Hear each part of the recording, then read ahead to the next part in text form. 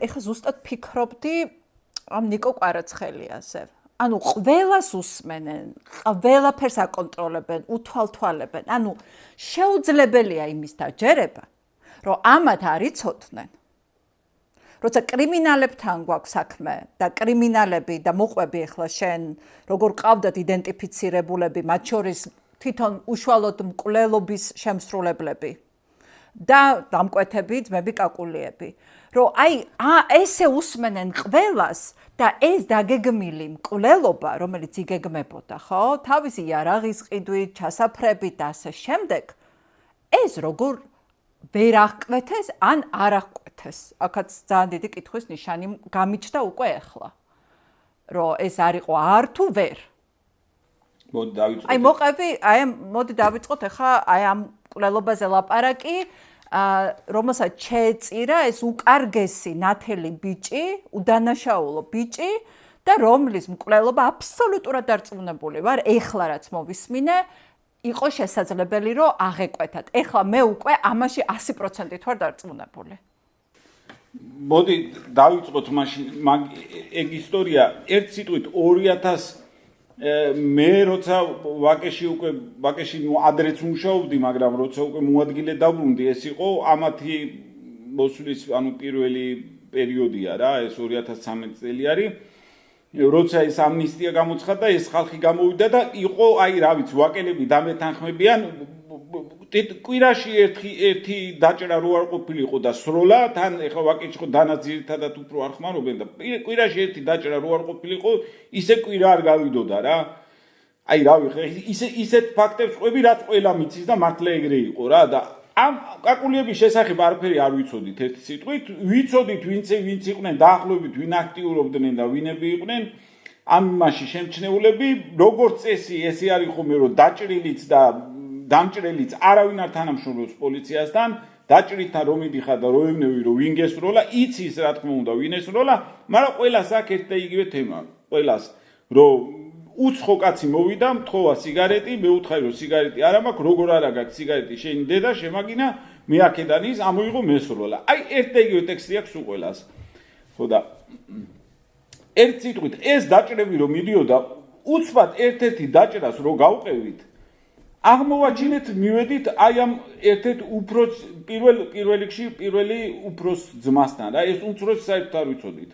პირველი ძმა, რომელიც ჩამოდიოდა რუსეთიდან, თურმე ჩამოვიდა რუსული პასპორტით და ანუ ეს დაჭრა, პირველი დაჭრა რომ მოახდინა, ეხლა დაჭრილი სახელი და გვარი აღარ მახსოვს სიმართლე გითხრათ, მაგრამ ის საქმე აღზრული არის და არსებობს. თუ ვინმე ეს აინტერესებს და დაინტერესდებიან, ის საქმე აღზრული არის და არსებობს და გაუხსნელი გდია ის საქმე რა. ხო და რომ მოახდინა ის დაჭრა და უცბად უკან გაფრინდა. ეხლა ეს ისევ რუსეთში და ყველა მიცოდა რომ ამასაც ახალ არაფერს ხო არ ვიტყვი, მაგათი მაგოჯახის რესტორანი არის მრგვალი ბაღში, მაშინ იყო ყოველ შემთხვევაში ეგრე მაგ წლებში. მრგვალი ბაღის ტერიტორიაზე ბარნოვის მხარეს რომ მიდიხარ, უკვე ვერის მხარეს რომ მიდიხარ, მრგვალი ბაღის კუთხეში, მან წითელი აგურის შენობა რო არის, მან რესტორანი, ეგ იყო მაგათი რესტორანი. მან ეყენა ხოლმე მაგათი მანქანა თეთრი რენჯი ეოვუკი. ეგეც მაგასაც ყველა ხედავდა, ეხლა შუა ქალაქში ხდება და მაგასაც ხო რაღაცა ახალს არ ვიგონებ ერთ სიტყვით.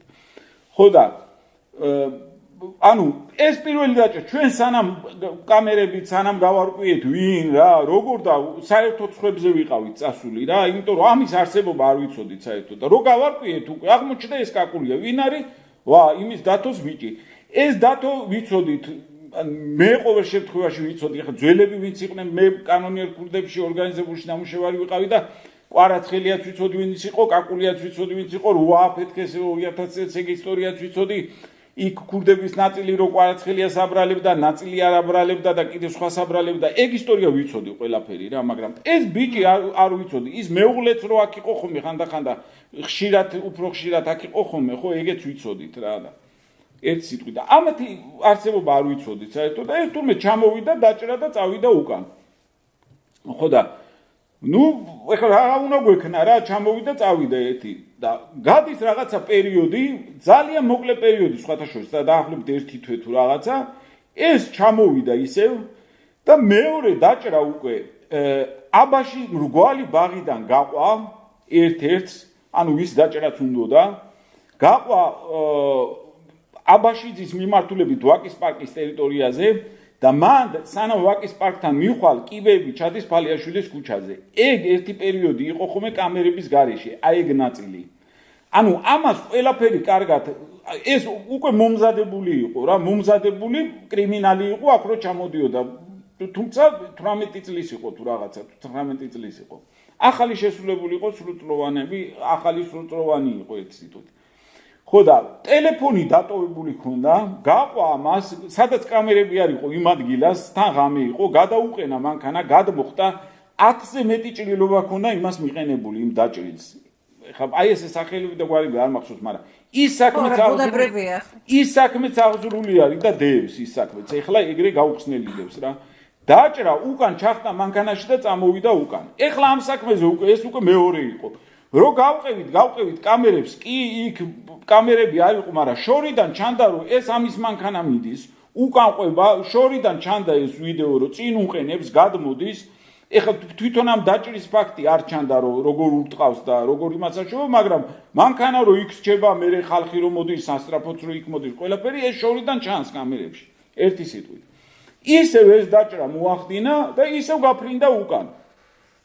ხო და ამ დროს პროკურატურა რას აკეთებს? აი ამ დროს ეს არის უკვე ახალი ეს არის 2013-14 წელი არის პროკურატურას ეს ხშირად იციან ხოლმე რომ პოლიციაზე გადააქვთ ხოლმე ყველაფერი რომ ანუ აი რაღაცა დანაშაული რო არ იხსნება და ვიღაცას რო რაღაცას არასწორად ბრალი აქვს წაყენებული და რაღაცა სულ პოლიციაზე მიდის ხოლმე ეს იმის გადატანა და ყველას ავიწყდება ეს ყველაზე მნიშვნელოვანი რგოლი ამ მართლმსაჯულების სისტემის პროკურატურა. პროკურორის გარეშე ვერავინ ვერაფერ გადაწყვეტილებას ვერ იღებს. ადგილზე რო გადიხარ, სიტყვაზე მე უფროსი რო ვიყავი, ადგილზე რო გავდიოდი, პირველი ჩემ უფროს რო ვაყენებ საქმის ხუთში, ხო, ეგრევე ვურეკავ პროკურორს და პროკურორისგან იმის გარეშე ვერაფერს ვერ აკეთებ, ერთ სიტყვით. გააკეთებ რაღაცა და ჩათვალე რომ არ ჩაგითვლიან, იმას საქმეში არ ჩაგითვლის საერთოდ. ის გინდა გაკეთებია, გინდა არ გაიკეთებია. გამომძიებელი ყოველ წამიერ კავშირზე არის პროკურორთან.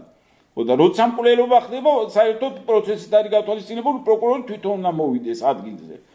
და თვითონ უნდა გამოცხადდეს, როცა მკვლელობა არის. ერთ სიტყვით მოახდინა ეს ყველაფერი და წავიდა. ნუ არა გვაქვს ეხლა ეს დაზარალებული არაფერს არ ყვება, არა და დარწმუნებული ვართ რომ ამ დაზარალებულმა იცის, რომ რატომაც დაჭრა და რისთვისაც დაჭრა. არაფერს არ ყვება, არაფერი ეს ვიდეო გვაქვს, რაღაცები კიდე გვაქვს, შეგვეძლო კიდე რაღაცების ერთ სიტყვით გაკეთება. რომ იმას გვეკრა, მაგრამ პროკურატურა მოითხოვა მაღალი სტანდარტი. რომ ანუ ამ ვიდეოში არაფერი არ აჩანს, აბა რა უნდა დავინახოთ, აბა ეს რა ვიცი, ეს მანქანა არის, აბა ეს იქ არის, აი თვითონ დარტყმის ფაქტი რო არ აჩანს, აი ეს ვიდეო არაფერში არ ჩათვალეს, ანუ ეს კამერების ჩანაწერი ერთი სიტყვით და ვეუბნებით რომ უკვე მეორე ფაქტია ეს. მეორე ფაქტი არის ჩამოდის რუსული პასპორტით, აკეთებს და გადის უკან უკვე. აი ყური არ შეიბერტყეს ერთი სიტყვით, ისიც დაგვიტოვეს ეგრე რა. ეს მუდმივი კონფლიქტი პროკურატურასა და შინაგან საქმეთა სამინისტროს შორის ესეც არის აი ისტორიულად მოყვება სულ ესე რა. სულ ესე არის ყოველთვის ეს პროკურატურა ცდილობს ყოველთვის აი რომ შეაფერხოს ეს რაღაცა, პოლიცია ცდილობს რომ თავის მხრივ ყოველთვის რაღაცა როცა ეს პროკურატურა მერე ჭედავს რაღაცების ფალსიფიკაცია მოახდინოს, ეს პროკურატურა ეწინააღმდეგება ფალსიფიკაციის გარეშე. ისი არის საპროცესო და მატერიალური ნაწილი სისხლის სამართლის მოწყობილი ჩვენი, რომ თუ ფალსიფიკაციას არ მოახდენ სისხლის სამართლის საქმეში, რაღაცის ფალსიფიკაცია ტკიცებულების, ხო, ფაქტიურად ადამიანს ვერ დაიჭერ და ანუ ბრალს ვერ წაუყენებ. ყოველთვის რაღაცის გაყალბება გჭირდება რა. ერთი სიტყვით, ეგრე არის. ეხლა მაგას უნდა წავალთ სისტემურ პრობლემაზე, რომ მაგას უნდა პროცესში შევიდეთ. ხო, ეგ მე სხვა პოდკასტებისთვის. თემის სალაპარაკო არ არის, მაგრამ ერთ სიტყვით, მან პოზიცია იყო პროკურატურის, რომ არ უნდა დაგვეჭირა რა და პროკურორის გარეშე ბრალს ვერ წაუყენებ. ეს არც ზედამხედველი პროკურორის ბრალი არ არის და ვერც ვაკის ზედამხედველი პროკურორს ვერ დააბრალებ, იმიტომ რომ ეგეც ვერ წვითავს, ვერც რაიონული ვერ წვითავს ვაკეს საბურთალოსი. და აი შეიძლება ქალაქის პროკურორმა ეგეთი საკითხი შეიძლება გადაწყვიტოს რა. თორე ძირითადად ხო ეხლა აი მე როიციან ხოლმე რომ აი ეს კარგი პროკურორია და ეს ცუდი პროკურორია. კარგი და ცუდი პროკურორები არ არსებობს. ყველა ერთნაირად არის, ვერაფერ გადაწყვეტილებას ვერ იღებს, მინიმალურად შეუძლიათ კი გამომძიებელს რაღაცეები უთხრან საპროცესო მოქმედებებს რაც შეეხება რომ ესე გააკეთე, ესე გააკეთე, თორე მნიშვნელოვან გადაწყვეტილებას ვერცერთი პროკურორი, რიგითი პროკურორი ვერ იღებს. რადგანან ხოლმე აი სასამართლოზე რომ გამოდიან ხოლმე სასამართლოდან და პროცესის პროკურორებს ეძახიან მაგათ აი მარტო პროცესებზე რო გამოდიან რა აი დაყენებული სახეებით რო ლაპარაკობენ ერთი ელემენტარულ მინიმალურ გადაწყვეტილებას ხო პროკურორი ქვია მინიმალურ გადაწყვეტილებას ვერ იღებს ვერაფერს საერთოდ მაგრამ აი ეს ერთ სიტყვით ესე იყო არ დაგვაჭერდეს მაშინაც მერე უკვე ჩამოვიდა უკვე მესამედ და რო ჩამოვიდა უკვე ხედავთ რომ ეს შემოიკრიბა ეს ხალხი ნელ-ნელა მაშინ დაიწყო ეს ბუსა ჟვანია ეს ჩხაიძეები იქით როინიკო იქით ის აი ამ ხალხში უკვე გაერია არა ბოჭა აქ ცოტა დავპაუზდეთ ბუსა ჟვანია როინ მეტრეველის შვილიშვილი როინიკო მასთან დაახლოებული ქართულ ოცნებასთან უკიდურესად დაახლოებული ბიზნესმენი ჩხაიძის რომელიც მილიონებს იღებს სახელმწიფოსგან კატევეს მფლობელის შვილი ну დავასახელოთ ეს ხალხი. აი მე ბიზნესმენი რო იყო ჯინჭარაძე თუ გახსოვთ აჭარელი ბიზნესმენი რო იყო მაგის ბიჭი კიდე და ერთ სიტყვით აი ვინც მან რაღაცას იმას აშვებოდა რა ვინც ვაკეში ხლა ხო ყველაფერი ვიცოდი ვინ რას აკეთებდა რა მაგათი დაჭერებით ვიცოდით ვინ ვის ჭრიდა ხლა ესე ეძახიან ოპერატიულად გახსნას საქმის ანუ როცა შენ იცი ვინ გააკეთა უბრალოდ კიცებულებები არ აქვს ვიცოდით რომ ვინ დაჭერა, რატო დაჭერა, ეგეც ვიცოდით, მაგრამ არა გაქვს კიცებულებები და ეს პროკურატორი კიდე ყველანაირად ცდილობდა რომ აი ჯოხი იმაში ბორბლებში რომ შეეყო რომ აი ყოველთვის ეს მაღალი სტანდარტი რა და ეს მაღალი სტანდარტი კიდე მტკიცებულებების არ არსებობს ეს პროცესი არ გაძლევს მაგის საშუალებას ხო და აი როგორ უნდა იმასაკნა რა უნდა გააკეთო ერთი სიტყვით და დაიწყო აი ამათთან უკვე კონტაქტი ეხლა სტანდარტებზე რომ ვლაპარაკობ დღევანდელი სტანდარტები ხალხის დაკავების ადმინისტრაციული თუ სისხლის სამართლით აი ну არ ვიცი აი მაგ სტანდარტით მართლა ცუდად გძნობ თავს ეხლა რა მაგ სტანდარტით რომ ეხლა რა სტანდარტითაც ხელმძღვანელობენ მაგ სტანდარტით რომ წამოყოლოდნენ კაკულები დაჭერილები იქნებოდნენ ერთ დაჭრაზეც მეორე დაჭრაზეც და ყველაფერზე საერთოდ მაშინ რო ეგ სტანდარტი ქონოდათ ეხლა რაზეც იჭერენ რა ხალხს მაშინ რო ეგ ყოფილიყო და დაიწყეს ამ ხალხის შემოკრება ერთი სიტყვით. ეხლა ცალკე უნდა ვილაპარაკოთ შემსრულებლები ვინც არიან მკვლელობების, ეს ჭელიძე და კავილაძე. ეს კავილაძე ეხლა წლების განმავლობაში ჩვენ თვალწინ იზრდებოდა. აი ვაკის პოლიციის თვალწინ. ვინც არიან ეხლა ძველები ხო ყველა დამეთანხმება ეხლა ვისაც მანდ ნამუშევარი აქვს.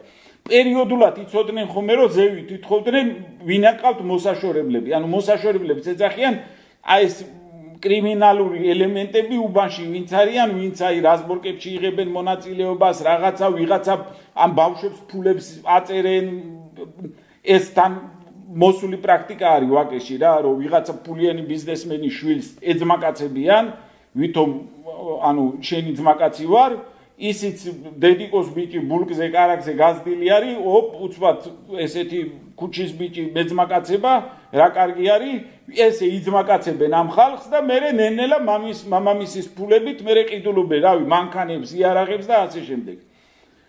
ეს ეგეც ხო ეხლა ვაკეში ახალს არაფერს არ ვიძახი, ეგეც ხო ყველაფერი იცის რა, რომ ესე ხდება. ხო და კავილაძე იყო ყველა სიაში, როცა უნდა გადაგვეცა, ანუ მაგას ზედმეტსახელი ქონა ხავერა, ყოველთვის წერდით მაგას, რომ ერთ-ერთი თუ რა ითხოვდნენ, რომ ვინ არის მანდ რომ ვინ სიტუაციას რევს, ერთ-ერთი ყოველთვის ეწერა ხოლმე კავილაძე. აი ბავშვობიდან ჯერ კიდე არასრულწლოვანი რო იყო, იმიტომ რომ არასრულწლოვანებსაც ითხოვდნენ ხოლმე რა. და მერეც რო გაიზარდა რა და ყველაფერი ვიცოდით, ეხლა ვინც ვიყავით მაშინ მან ძველები. ერთი სიტყვით.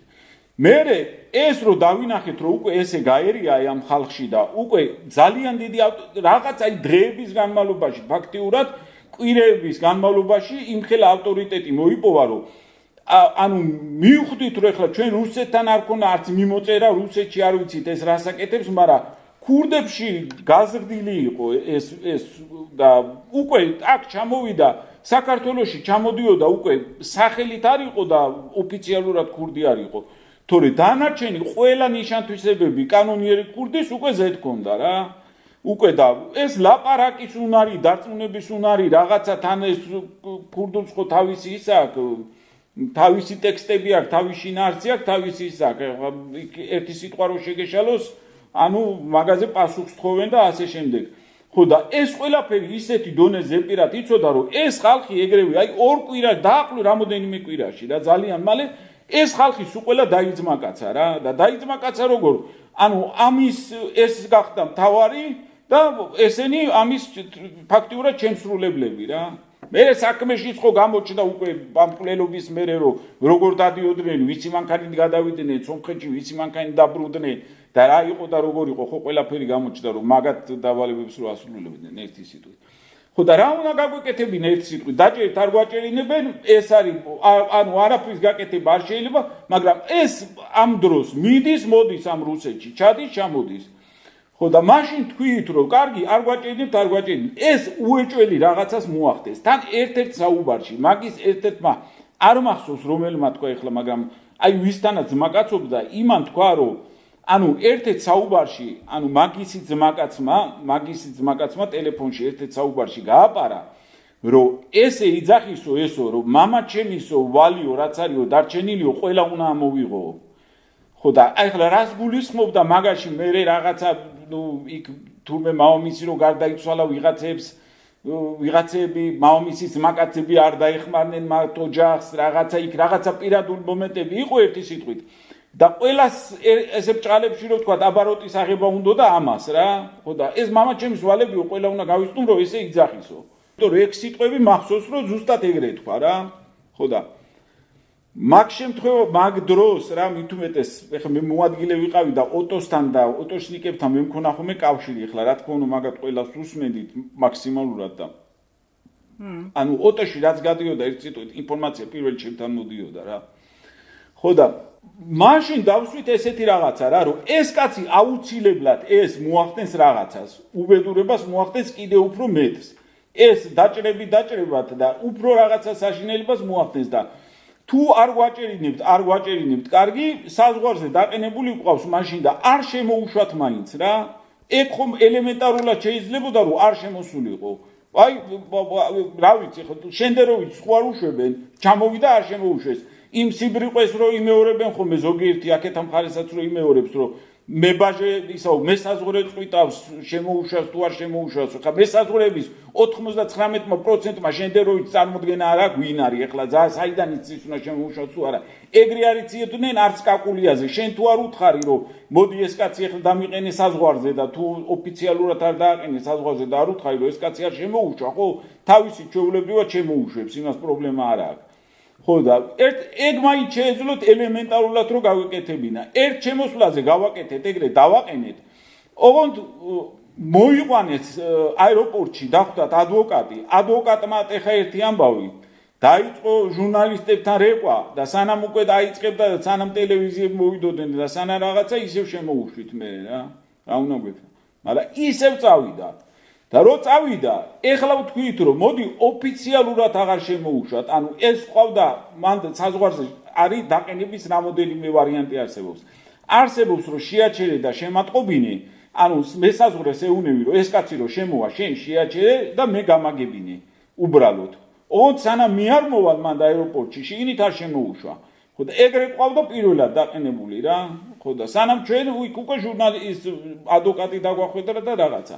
და არსებობს მეორენაირად საზღვარზე დაყენება რომ არ შემოუშვა უბრალოდ არ შემოუშვა სხვისი იმის ქვეყნის პასპორტით არის შეგიძლია უთხრა რომ შენ არასასურველი სტუმარი ხარ მიზეზი შემიძლია არ აგიხსნა და არ შემოუშვა აი როგორც ოპოზიციონერებს ან რუს ოპოზიციონერებს არ უშვებენ ხოლმე ზუსტად იგივე პრინციპით შეეძლოთ რომ უბრალოდ არ შემოუშვათ ხო და მე აი მაგის მერე მოხდა ერთი სიტყვით შეიცვალა მინისტრი მოვიდნენ ახლები როგორც ხდება ხოლმე ტრადიციულად ვაკე საფურთალო შეიცვალა სამართლოს უფროსი მოვიდნენ მე ჩემი გუნდით მოვდივარ მოვიდნენ ახლები ერთი სიტყვით მეც ჩემი უფროსით ვინც ვიყავით იქ ძველები მოგხვეს ხელი და წადით გაგვიშვეს იქიდან ვინც მაგ ინფორმაციის მატარებლები ვიყავით სულ ყველა გამოგვიშვეს მაგ ვაკიდან ერთი სიტყვით მოვიდნენ ახლები ეხლა ის ახალი რომ მოდის იმას სანამ ის გაერკვევა ვინ არის სანამ ის გაერკვევა კავილაძე ვინ არის სანამ ის გაერკვევა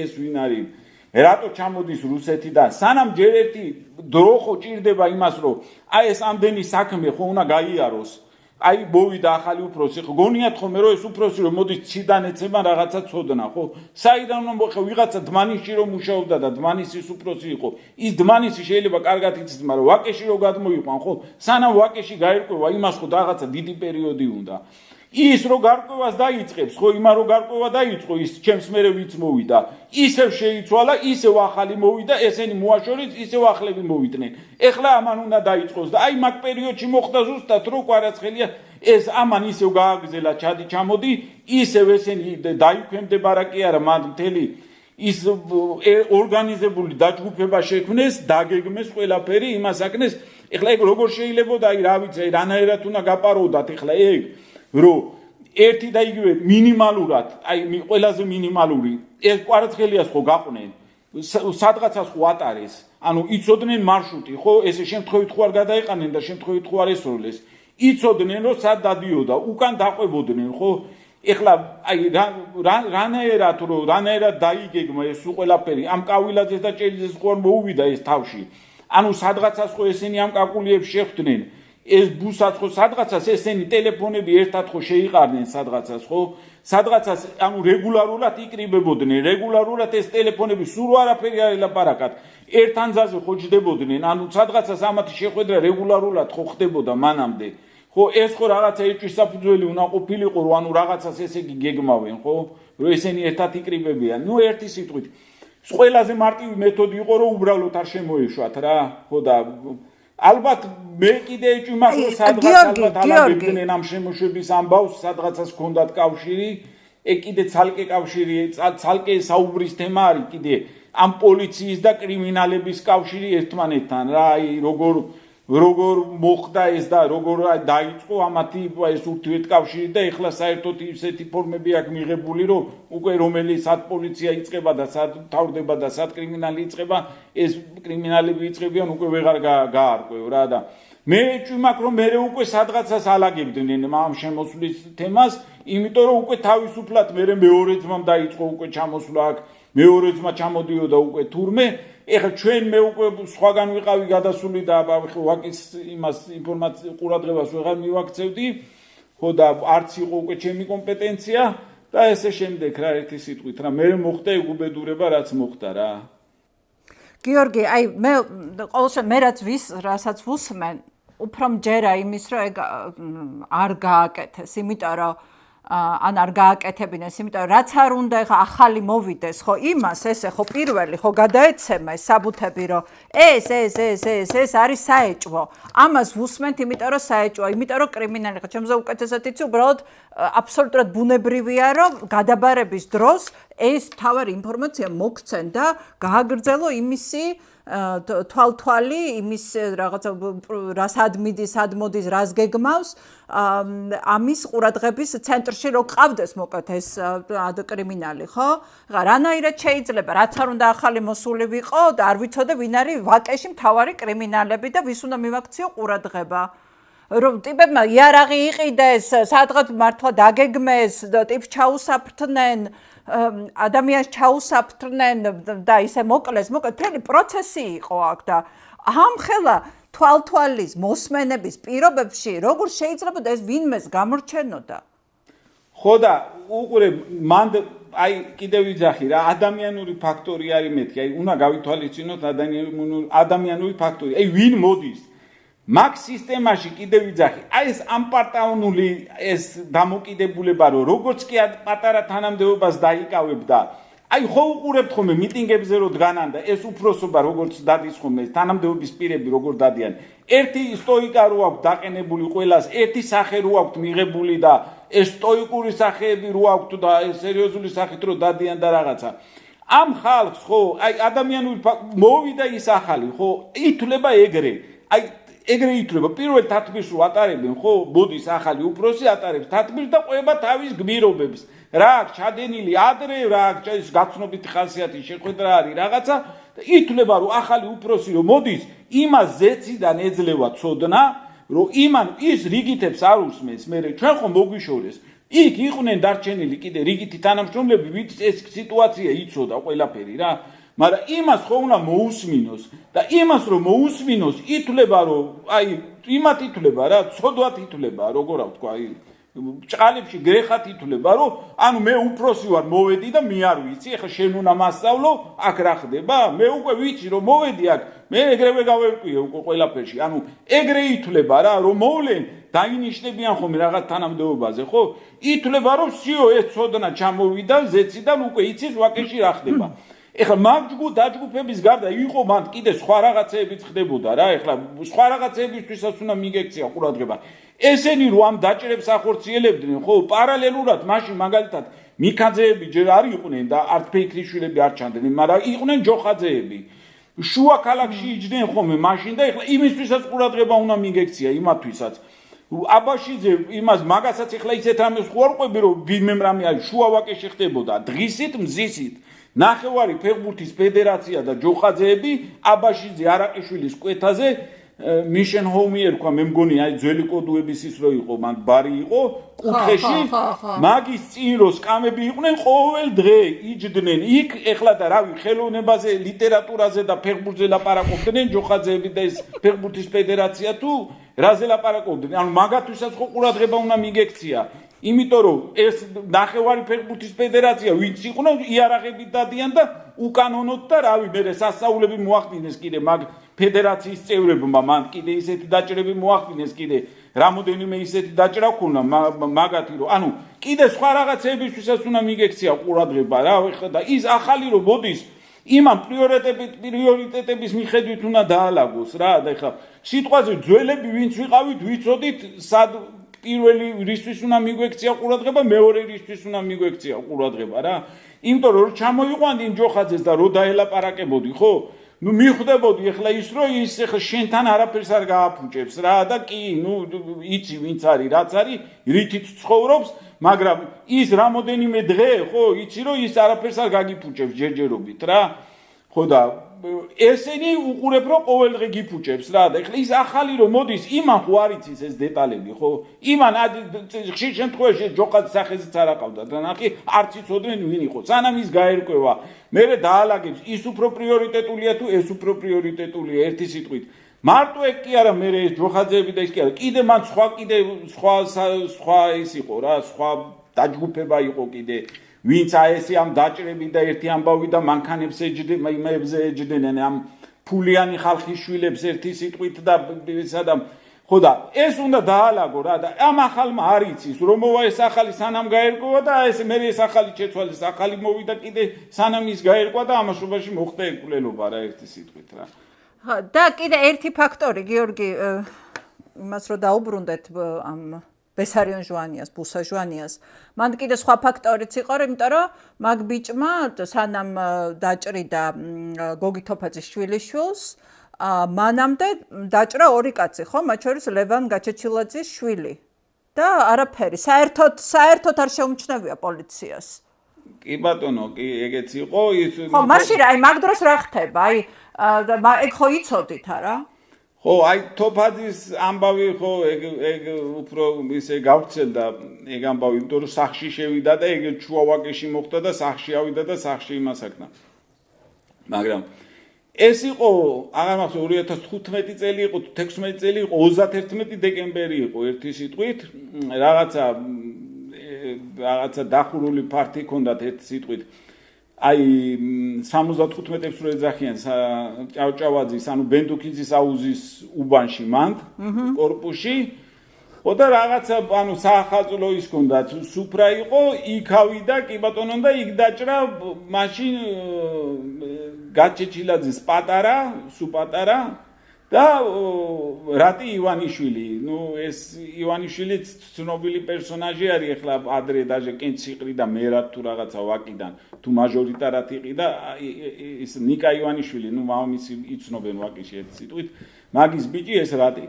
მაგრამ იყო 31 დეკემბერი, მეორე დღეს იწყებოდა ახალი წელი, ანუ და ახალი სტატისტიკა, ხო და ჯერ ერთი ისედაც ეხა ბუსას არავინ არ დაგვაჭერინებდა, არც იმ გოგი თოფაძეზე არაფერი არ იმას უქმნია და გოგი თოფაძის შვილიშვილზე და ბუსაზე ყოველთვის ისეთი დამოკიდებულება იყო, რომ ყოველთვის იცოდნენ ეხლა ვისი შვილია რა, როგორ და მაშინ ბიძამის ციცი აქტიურობდა, რომ ეხლა ის წლებიც ხომ უნდა გავიხსენოთ, რომელი წლები არის, მაშინ ყველაზე ისეთი ვეგეტარიანული პერიოდი არის რა, ამას ყვები 2014-15 წლები არის რა. ხო და დამოკიდებულებაც ეგეთი იყო, რომ ბუსას მაინც არავინ არ დაგაჭერინებდა, თან ისინიც რაც თავარია, ჩვენებას არ მოგცემდა არც პატარა გრეთში ხა და არც ის რატი. არ გეტყოდნენ რომ ამან დამჭრა, ეგ დაჭრა დარჩებოდა ყველა ვარიანტში გაუხსნელი რა. ეხლა ის არ გეუნება ვინ დაჭრა, ეს არ იძახის რომ მე დავჭერი. ხდება სადღაცას სახში. ხო და აი კიდევ ვიძახი, პროცესი და მატერიალური კოდექსი არ გაძლევს მაგის საშუალებას რა.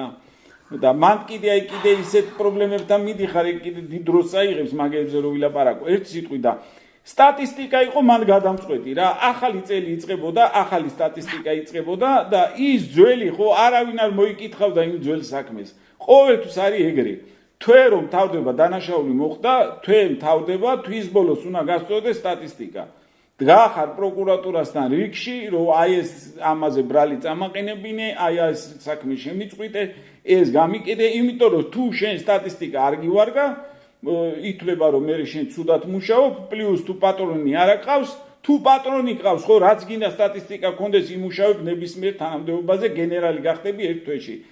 საერთოდ პრობლემა არ არის. მაგრამ თუ პატრონო და ან ისეთი პატრონი არ აყავს, უნდა სტატისტიკა გქონდეს კარგ მდგომარეობაში ერთი სიტყვით, ხო და იმ ძველზე არავინ აღარ მუშაობს. თვე დამთავრდა, დაივიწყეს ის საქმეები, ახალი თვე იწყება, ახალი სტატისტიკა იწყება და წელი რომ თავდება, ხო, ის წინა წლის საქმეები საერთოდ არავის აღარ ახსოვს მერე. არავინ ეხლა ნორმალურ ქვეყნებში მაგალითად მუშაობს სპეციალური განყოფილებები, აი რომელიც ძველ საქმეებზე მუშაობენ რა, მაგალითად. მაგრამ ჩვენთან ეგეთი რამე არ არსებობს. ძველი საქმეები არის, აი თითო გამომძიებელს აწერია 500-600 საქმე აწერია. თითო გამომძიებელს, აი როგორ წარმოგიდგენიათ, აი როგორ უნდა იმუშაოს გამომძიებელმა 600 საქმეზე, აი 600 სისხლის სამართლის საქმეზე, ერთმა გამომძიებელმა.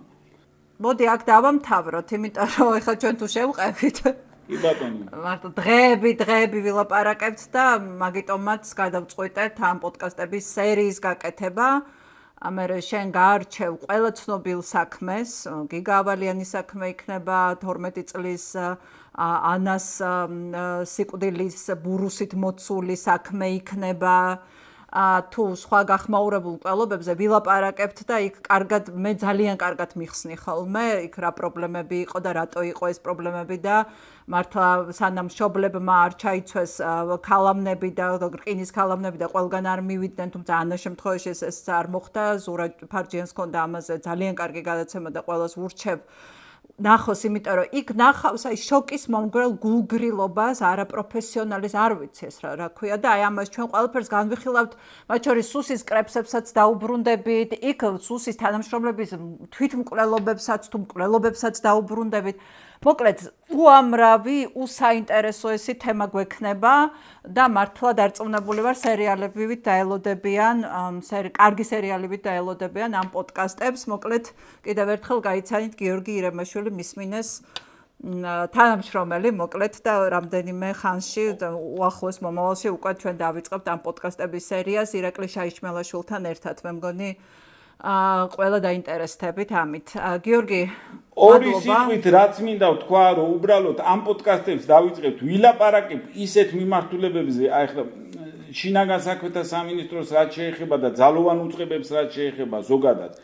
ვილაპარაკებთ ყველა მიმართულებაზე, ვილაპარაკებთ რიგითი თანამშრომლების პრობლემებზე, ისეთ საკითხებზე და ისეთ რაღაცებზე, რაც ყველა მიცის უბრალოდ ხმამაღლა არავინ არ ლაპარაკობს ამ სისტემაში. რიგითი თანამშრომლების უფრო გასაგებად იქნება ეგ და საშუალო რგოლის მენეჯმენტისთვის იქნება გასაგები, იმიტომ რომ მაღალი რგოლის მენეჯმენტს არ მოეწონება მანდ რაღაცეები, მაგრამ რა თქმა უნდა პოლიტიკას რაღაცა დოზით ვერ ავწდებით, მაგრამ ეს არ იქნება პოლიტიკური გადაცემა, ეს იქნება პოლიტიკური პოდკასტები. პოლიტიკის გარეშე მაინც არ გამოვა, მაგრამ რეალურად ჩვენ გვინდა ვილაპარაკოთ იმ სისტემურ პრობლემებზე, რაც აქ ამ ძალოვან უწყებებს, რაზეც მუდმივად მიდის ლაპარაკი და მიმართულებების მიხედვით, იმიტომ რომ ძალოვან უწყებებში არის ბევრი მიმართულება, შევეხებით ყველა მიმართულებას, ყველა იმას გახმაურებულ საქმეზე რაღაცა დოზით ყველაფერზე ვილაპარაკებთ ერთი სიტყვით და იქნება ძალიან საინტერესო, რადგან ამაზე არავინ არ ლაპარაკობს,